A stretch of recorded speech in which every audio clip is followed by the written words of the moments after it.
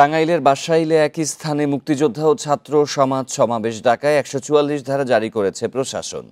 ভোর ৬টা থেকে শুরু হয় ১৪৪ ধারা বহাল থাকবে সন্ধ্যা ৬:৩০ পর্যন্ত। শনিবার রাতে উপজেলা নির্বাহী কর্মকর্তা মোসাম্মত আকলিমা বেগম এই আদেশ জারি করেন।